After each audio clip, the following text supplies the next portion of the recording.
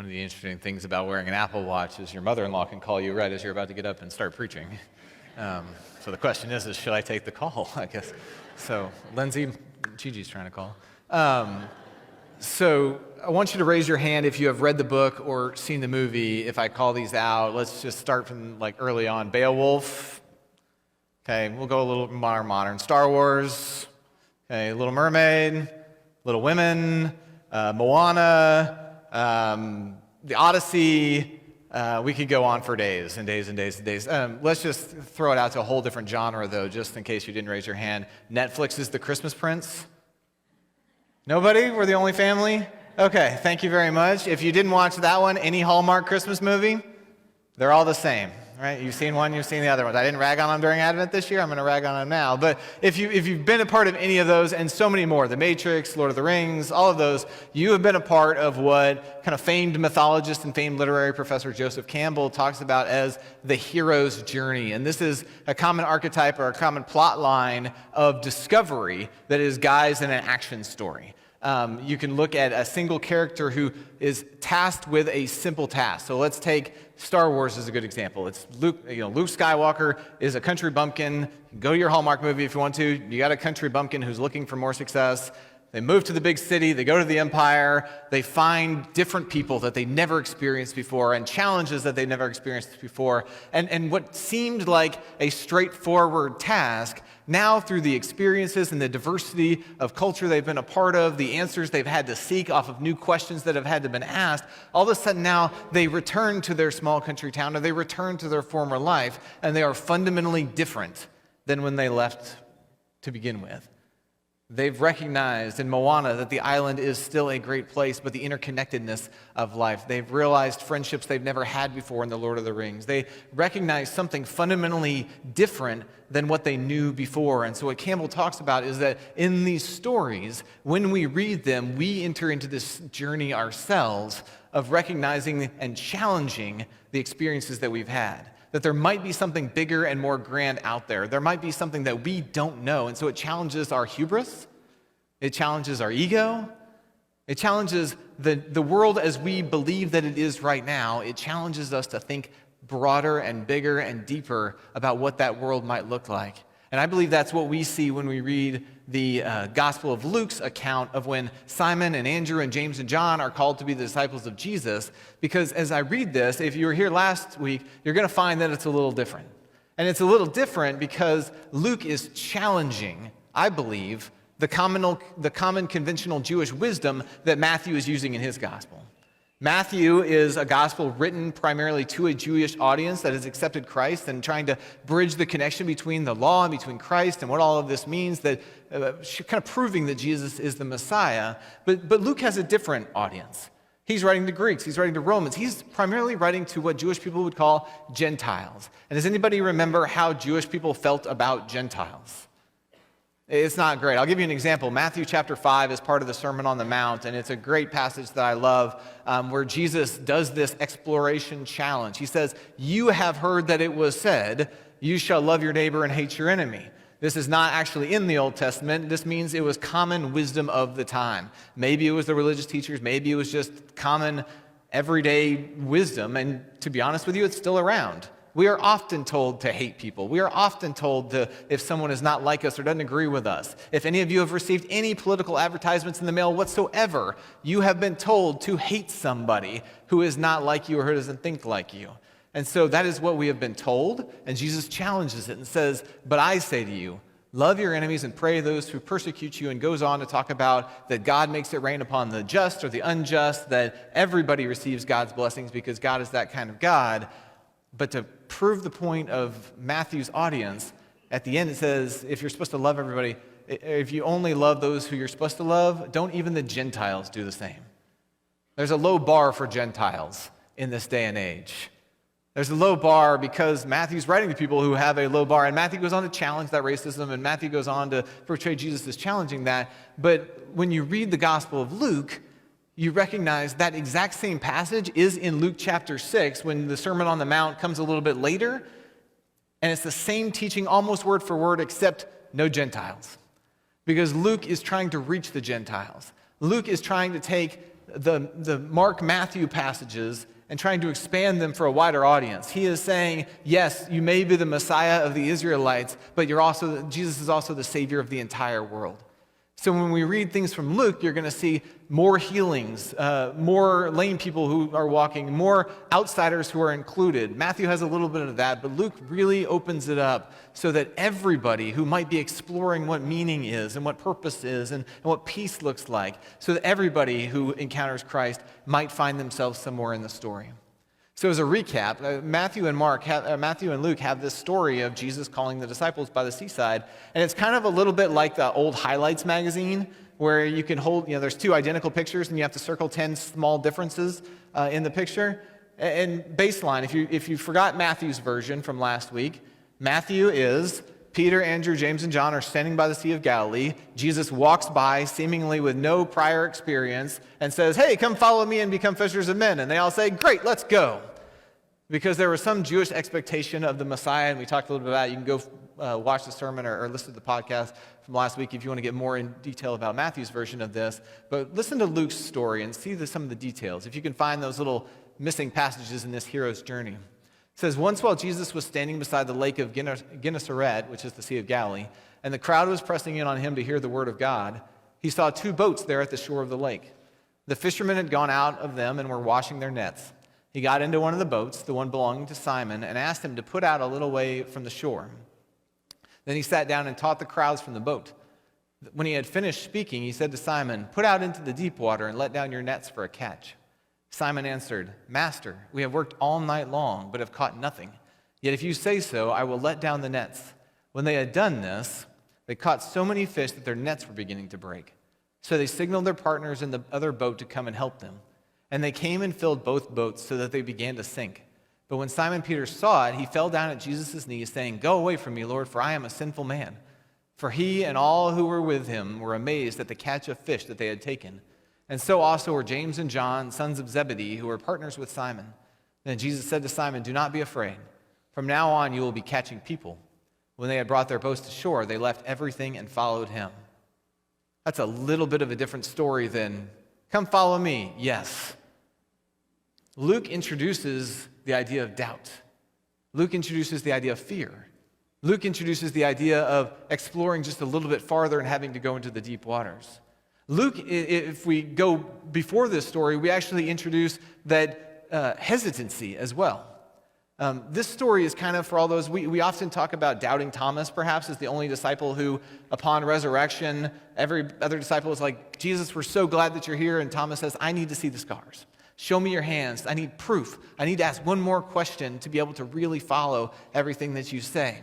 And we only lump Thomas in this category, but one of the differences in this story is that Simon has met Jesus before.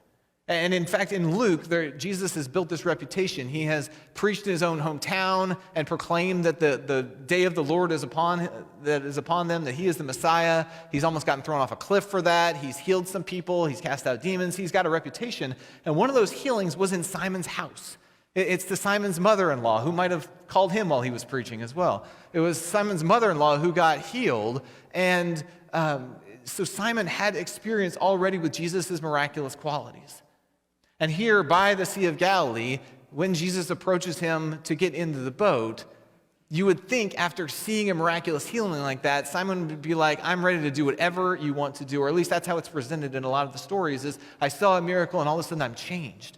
I had an experience with God one time that was amazing, and now all of a sudden I'm changed and I'm all in. But that's not what happens. Simon gets in the boat and he lets Jesus in the boat and he teaches for a little while. And then Jesus says, "Hey, why don't you go into the deeper waters?" And Simon's reaction is not, "Yes, Lord, whatever you say, you have utter wisdom that is incomprehensible, and I am ready to follow you to the ends of the earth and beyond."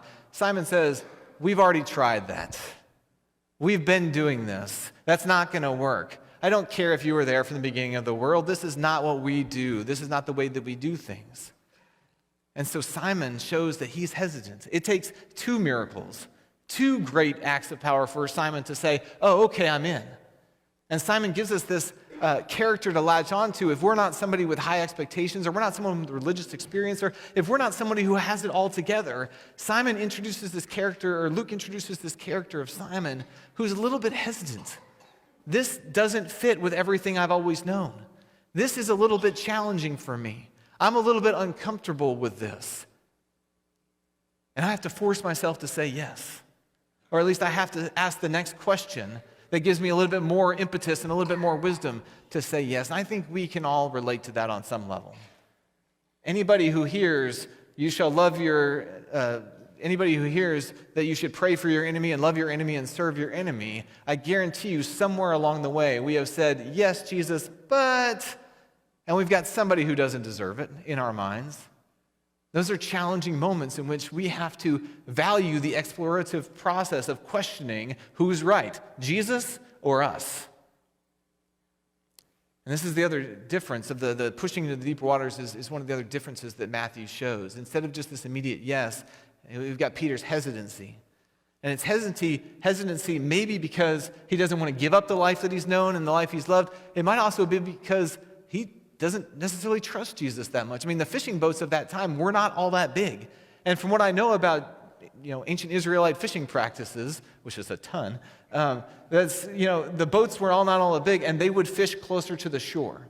That's kind of where the fish were. The nets could be easily brought up. They wouldn't get swept away in the currents. And the Sea of Galilee can get pretty dicey because there's all these mountains and wind currents that can come up with storms. So when they were fishing, they were in the shallow waters. And Jesus says, come onto the deeper waters with me. And you can imagine not even just the understanding of Peter, but the fear of Peter, the unsafety, the safety factor that Peter might have, or that Simon might have been worried about. This is something he's not supposed to do. It goes against the common wisdom of the day. It goes against how society works, that works in our day and age.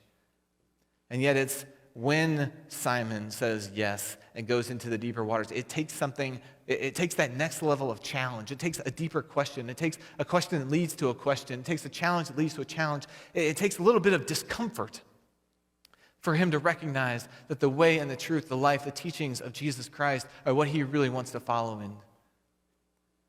I told you I was going to brag on two groups. I bragged on our student ministries for living into that exploration value of ours. But another group that in an adult world is the Agape Sunday School class. And I think all of our Sunday school classes and small groups do a pretty good job of this. But the Agape group specifically has kind of formed this DNA of being, it's okay to go into the deeper waters. And it's not that their discussions are any more highly intellectual than anybody else's. It's not that they ask even better questions than any other group. It's just they're okay going into the deeper waters because they're not sure what they're ever going to encounter every Sunday morning when they walk in.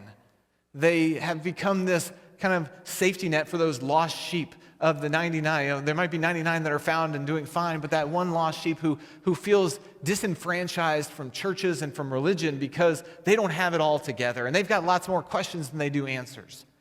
And this has become a group that embraces that. And you never know what you're going to get every Sunday morning. You never know who's going to walk in. You never know who's going to get invited into that environment, but they thrive and embrace that. And you might think, well, those are people that are kind of baby Christians. Maybe they're the ones that Paul talks about drinking milk. And if I read you off the roster of our student ministry and I read you off the roster of the Agape Sunday School class, what you're going to find is people who give incredibly faithfully financially. You're going to find people who are in worship all the time. You're going to find people who serve in mission, who help out in the children's area, who help out with student ministries. You're going to find people that are active in city councils and PTAs and student-run organizations in their schools. You're going to find people who are faithfully living out everything that Jesus tells us to do. They're just doing it by faith and not facts.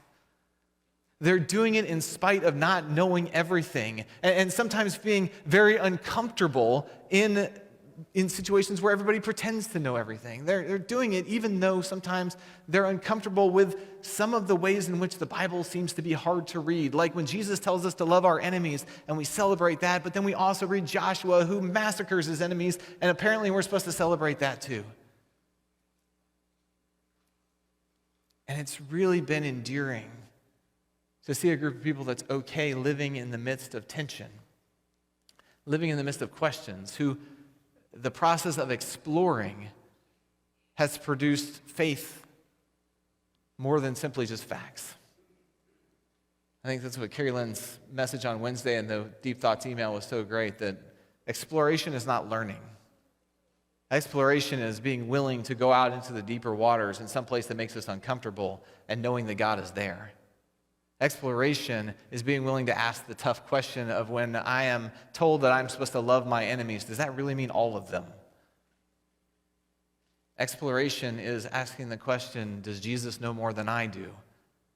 And how does that reflect on who I am and what our society looks like? One of the things early on that I did here, I started at Creekwood 9 years ago when I was 32 years old, and I walked in, and first Sunday I said, "Hi, my name's David Lessner. I'm the senior pastor here." And it was a traditional service, and I had at least 3 people come up and say, "You're not senior to any of us." And I thought, okay, well, that's true. And coincidentally, this conference at University Park United Methodist came up, and it was about ministry with those who are senior adults. And I thought, okay, I definitely need to sign up for this. So I went, and there was a woman named Dee Kassad who kind of lives large in our area in terms of United Methodist lay ministry, and she was the keynote speaker. And so when they introduced Dee, they brought her up there and they say, if you ever wanted to know everything about the Bible, if you ever wanted to know someone who follows Christ perfectly, if you ever wanted to just know a gem and a saint of the church, Dee Kassad can do all that for you. And Dee got up and she kind of looked quizzically, and then she stared at the guy who had introduced her and said, "Y'all know I'm not Jesus, right?"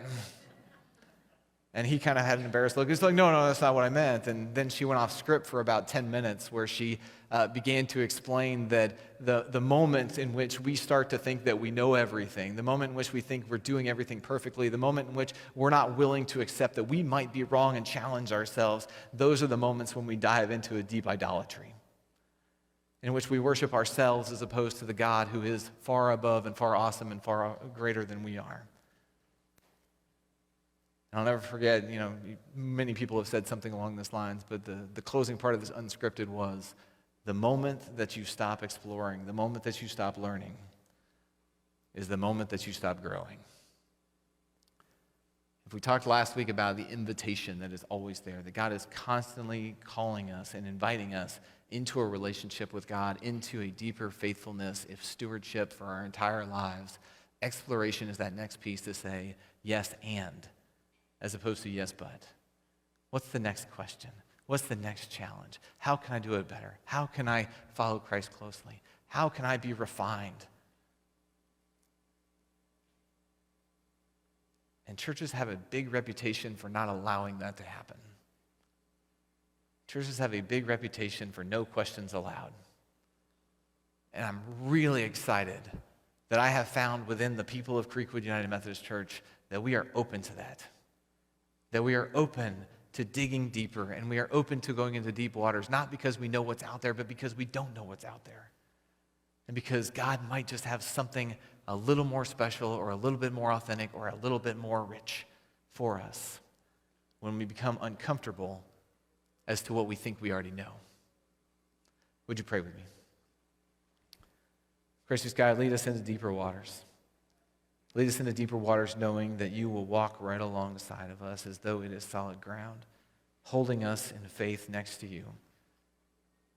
Lead us out into deeper waters and the challenges that come so that we might reflect upon ourselves, we might reflect upon our society and our world around us, and ask ourselves, who knows more? Who is it that we are to follow? Are you to follow us, and are we to make you in our image, or are we created in your image, and are we to follow you step for step? God, lead us and guide us as we humbly explore what you have for us. And it's in your Son's name we pray. Amen.